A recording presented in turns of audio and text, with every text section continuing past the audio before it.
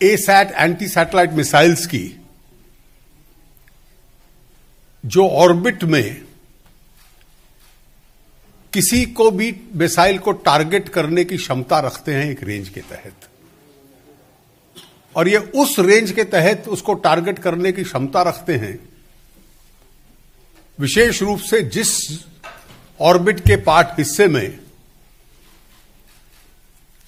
सुरक्षा से जुड़े हुए विषय संबंधित रहते हैं, कि जो सिक्योरिटी मिसाइल्स जहां जहां इस्तेमाल हो सकते हैं या उनके माध्यम से इस्तेमाल हो सकते हैं, ऑर्बिट की उस रेंज में आज भारत चौथा देश बना है जिसमें यह क्षमता है कि उन मिसाइल्स को टारगेट करने की। इसके लिए हमारे सभी वैज्ञानिक बधाई के पात्र हैं। हमारी जितनी वैज्ञानिक संस्थाएं हैं, शोध की संस्थाएं हैं, डीआरडीओ जो इसमें लगा था, अन्य संस्थाओं जिन्होंने उनकी इस लॉन्च में मदद की है, वो विशेष रूप से इस अभिनंदन के पात्र हैं। ये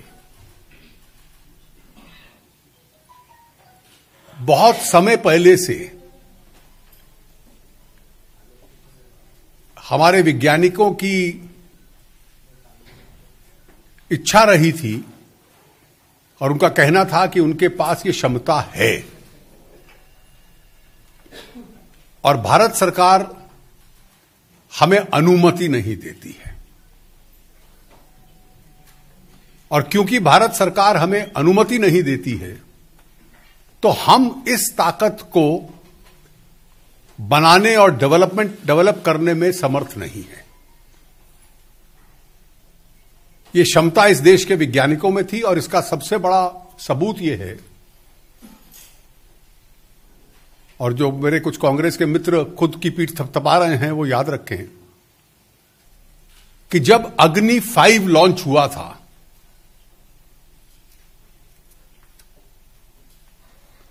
तो उसके लॉन्च की जब घोषणा हुई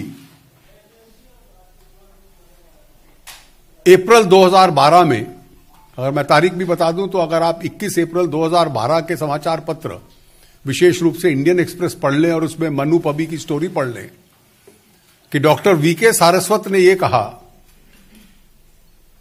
we now have the capacity to develop and the desire to develop an anti-satellite missile, but the government has not permitted us to do so. तो इसलिए जो अपनी गलत पीठ थपथपाते हैं अपने फेलियर्स के लिए, उनको याद रहे कि उनकी जो कहानी है उसके फुटप्रिंट्स बहुत लंबे हैं और कहीं ना कहीं इस झूठ के फुटप्रिंट्स मिल जाते हैं। इसका पूरा प्रक्रिया 2014 के बाद जब प्रधानमंत्री जी ने अनुमति दी और हमारे वैज्ञानिकों ने इस शोध का कार्य किया है, यह कितना बड़ी अचीवमेंट है। केवल हम स्पेस पावर बन गए हैं, यह केवल इतना नहीं है। वो तो स्वाभाविक है कि हम स्पेस पावर हैं, हम इस दृष्टि से बिग 4 में हैं। हमें याद रहे जो पुरानी लड़ाइयां थी, जो पुराने युद्ध होते थे, और जो अगले युग के युद्ध होंगे वो अलग अलग होंगे। Tomorrow's wars will not be the same as yesterday's wars. Conventional army, navy, air force, उसके बाद साइबर के बाद स्पेस, इस सब की तैयारी इस देश को करनी है कि हम इस विश्व की उस जियोपॉलिटिकल सिचुएशन में हैं जिसमें हमारी तैयारी ही हमारा सबसे बड़ा डेटरेंट है, हमारी तैयारी ही हमारी सबसे बड़ी सुरक्षा है। और इसलिए देश के हित में था कि यह तैयारी हमारी रहे। आज जो ये हासिल हुआ है, इसमें सबसे विशेषता तो ये है कि ये 100% इंडिजिनस है। ये इसकी हर चीज भारत में शोध हुआ, भारत में निर्माण हुआ। और स्वाभाविक है कि ऐसे प्रोजेक्ट की जो सीक्रेसी होती है, वो बरकरार रखने के लिए, कॉन्फिडेंशियलिटी बरकरार रखने के लिए आपको इसमें अपनी इंडिजिनस ताकत डेवलप करनी है। जो पहले इस एक्सक्लूसिव क्लब में हैं, वो नहीं चाहेंगे कि इसमें कोई नया व्यक्ति आए। भारत के पास स्पेस पावर बनके ये जो शक्ति आई है, the power to destroy. Bharat तो एक शांतिपूर्ण देश है और हम शांति पसंद देश हैं। हम किसी आक्रमण के लिए तो इसका डेवलपमेंट हमने नहीं किया। हमने केवल अपनी सुरक्षा के लिए और उस सुरक्षा का एक डेटरेंट, जैसे हमारे न्यूक्लियर डॉक्ट्रिन भी जो है, no first use, credible nuclear deterrent. तो भारत का तो उद्देश्य यही रहता है कि इसके माध्यम से कि हमारा डेटरेंट बढ़े, क्योंकि हमें इस जियोपॉलिटिकल सिचुएशन में अपनी रक्षा करने का के पूरी ताकत हमारे पास हो। इंडिजिनस टेक्नोलॉजी, भारतीय साइंटिस्ट पिछली दशक से तैयार थे, लास्ट डेकेड से तैयार थे, और सरकार में यह क्षमता नहीं थी, यह स्पष्टता नहीं थी, यह क्लैरिटी नहीं थी कि उनको अनुमति दे। माननीय प्रधानमंत्री जी भारतीय जनता पार्टी की ओर से भी विशेष अभिनंदन के पात्र हैं कि जो इस देश की सिक्योरिटी डॉक्ट्रिन को एडवांस करने का एक काम वो कर रहे हैं, एक नया विजन दे रहे हैं। ये उसमें एक माइलस्टोन है। और मुझे लगता है कि इस प्रकार की ताकत के साथ भारत की केवल शक्ति ही नहीं बढ़ेगी, हमारी क्षमता की इस क्षेत्र के अंदर हम शांति कायम रखें। We are able to compel others to maintain peace in this region. यह भी हमारी क्षमता बढ़ेगी, हमारे अपने लिए एक ताकत बढ़ेगी, क्योंकि यह डेटरेंट होगा। और मुझे लगता है कि it's a monumental step forward as far as India is concern. Nirmala ji कुछ?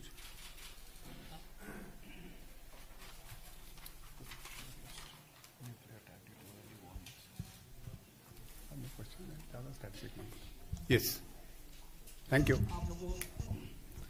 आप लोगों को या please Rajiv.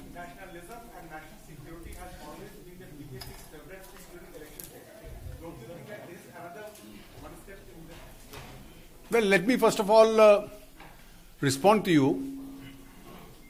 This has something to do with India and not BJP.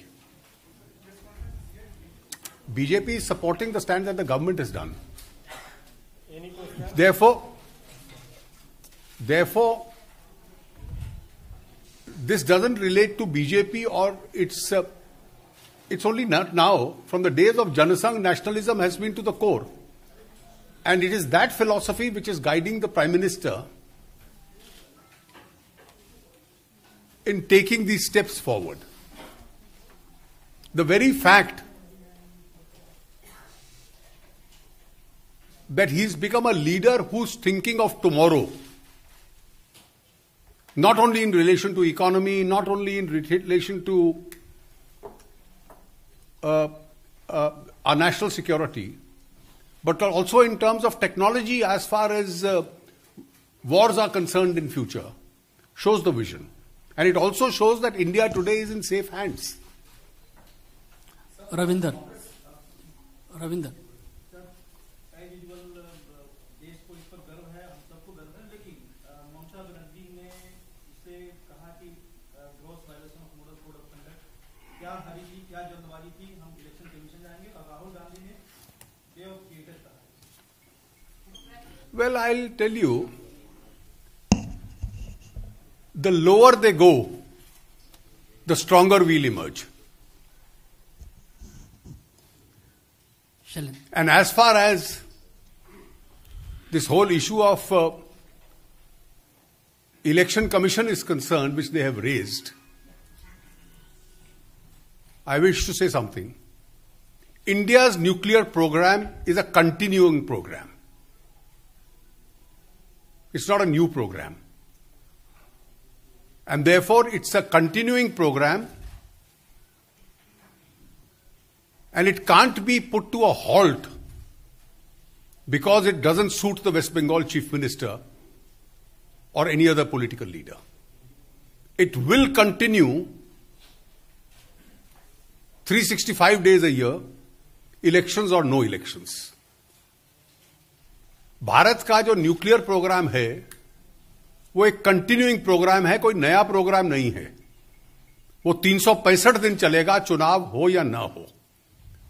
मुझे लगता है कि बालाकोट और पुलवामा में एक ऐतिहासिक भूल करने के बाद इतिहास ने हिंदुस्तान के विपक्ष को एक और अवसर दिया उस गलती को सुधारने का, कि जब हमारे वैज्ञानिकों ने अब देश की ताकत बढ़ाई है, कम से कम उस देश के विश्वास के साथ, देश के कॉन्फिडेंस के साथ, उन वैज्ञानिकों के साथ तो खड़े होकर अपना दायित्व निभाइए.